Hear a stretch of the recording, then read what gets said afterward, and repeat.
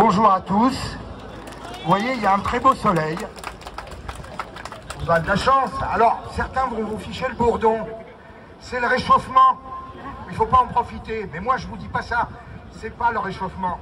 C'est Dieu qui nous donne un signe. Et qui appelle la France à se libérer et à sortir dans les rues. C'est pas le réchauffement.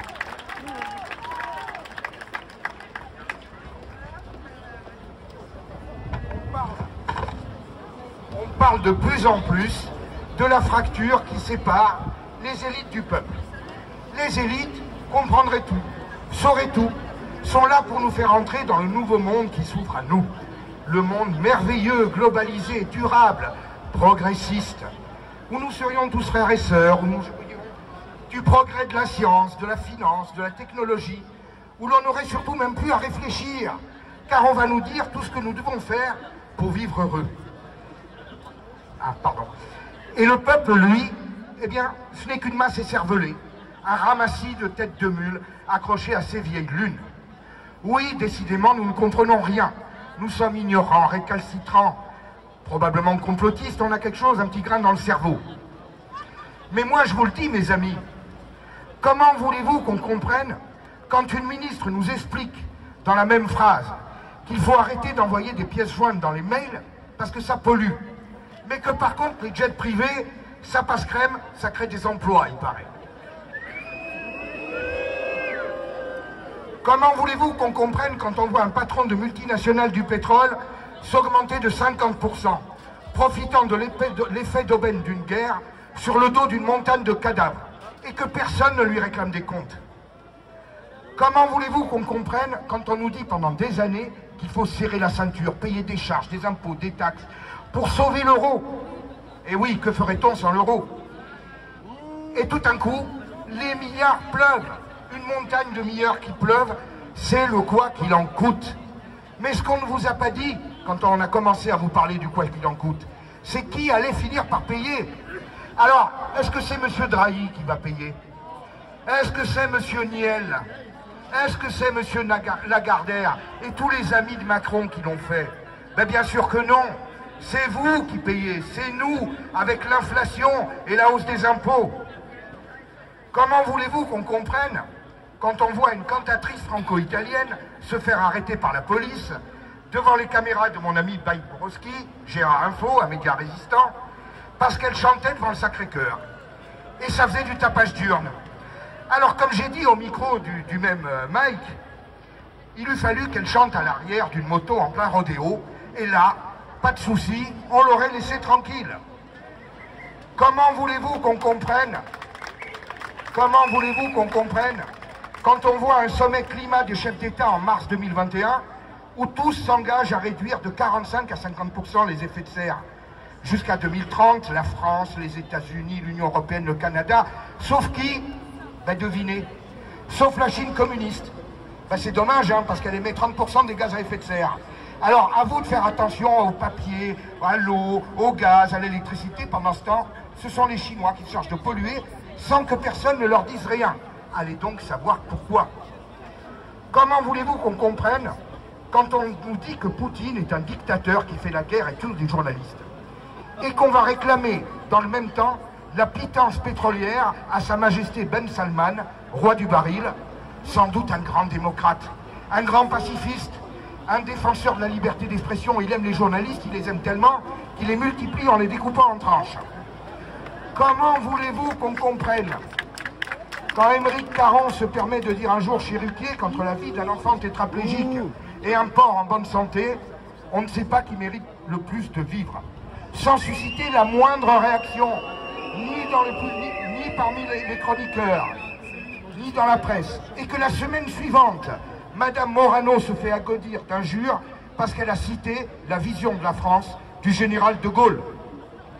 Comment voulez-vous qu'on comprenne quand le 12 juillet, on propose de réinstaurer le pass sanitaire et qu'une fois ce pass rejeté par l'Assemblée, on suspend 15 jours après l'état d'urgence sanitaire? Donc finalement, l'état d'urgence sanitaire ne servait à rien. Ce qui était vraiment utile, c'était de remettre en place le pass sanitaire. Comment voulez-vous qu'on comprenne quand on nous dit qu'on ne peut même pas expulser des clandestins délinquants, voire criminels, alors que l'Allemagne, l'Autriche, la Pologne, la Hongrie y arrivent sans peine? Comment voulez-vous qu'on comprenne quand on déboulonne la statue de Saint-Michel parce que c'est une insulte à la laïcité?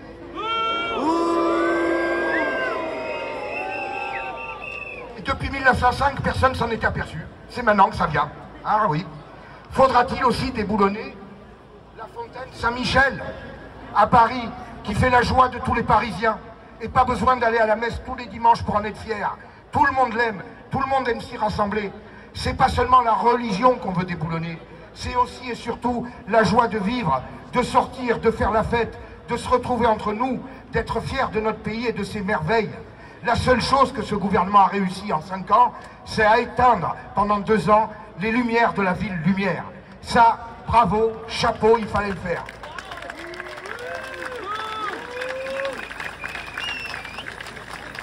Alors, mes amis, de 2 choses l'une. Ou nous sommes trop stupides pour comprendre la logique de tout ça, ou justement, nous ne le sommes pas assez. Ou nous ne comprenons rien, ou au contraire, nous ne comprenons que trop. Nous ne voyons que trop bien quel est ce monde formidable vers quoi on nous mène. Oui, ce monde formidable sans industrie, sans agriculture, sans paysans, sans liberté de circuler, sans vie privée, sans argent liquide, et bientôt d'ailleurs sans argent tout court, sans nos seins dans les rues, sans le droit de dire et de penser ce que l'on veut, sans le droit de soigner ou d'éduquer nos enfants comme on le veut, sans propriété privée, sans notre histoire, sans nos traditions. Je vous le dis et vous allez le dire avec moi, de ce monde-là, nous n'en voulons pas. Nous n'en voulons pas.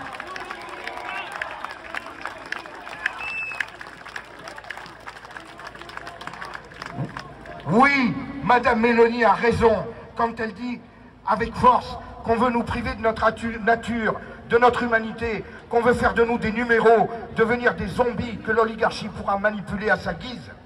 Il faut que nos élites, nos soi-disant élites, le sachent, le comprennent une fois pour toutes. Leur mirage mondialiste, nous n'en voulons pas.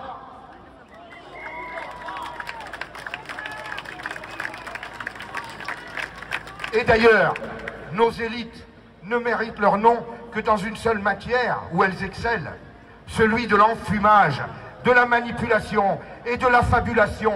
Ils insultent notre intelligence, ils insultent le peuple, ils veulent que vous baissiez la tête, ils veulent que vous ayez honte de vous-même. Mais moi je vous le dis, n'ayez pas honte, restez vous-même, vous êtes des Français libres, vous avez la chance d'être les Français, la France elle vous a instruit, elle a fait ce que vous êtes. Vous n'avez pas à avoir honte d'être ce que vous êtes. Nous n'avons pas à avoir honte de ce que nous sommes et nous ne baisserons jamais la tête. C'est vous, c'est nous le peuple. Celui des infirmiers, des ouvriers, des enseignants, des commerçants, des artisans, des employés, des chefs d'entreprise, des fonctionnaires, des prêtres, des intellectuels, et j'en oublie, de tous ceux qui font vivre encore ce pays qu'on cherche à détruire par tous les moyens. Et la vraie élite, c'est notre élite à nous, celle des gens qui travaillent. Et cette élite-là, elle ne tardera pas à gagner comme elle gagne partout désormais. En Italie, en Suède, en Hongrie, en Pologne, bientôt aux États-Unis. Les montagnes d'euros dévalués que l'oligarchie nous a volés pendant des années vont se disperser dans le vent de la révolte et de la colère qui va se lever, que vous allez faire lever. Et demain, l'élite, la vraie élite reprendra le dessus. Ce sera vous tous. Et nous tous, nous referons de la France ce pays admiré partout dans le monde. Merci mes amis. Merci à monsieur Pierre Santini qu'on peut applaudir très fort.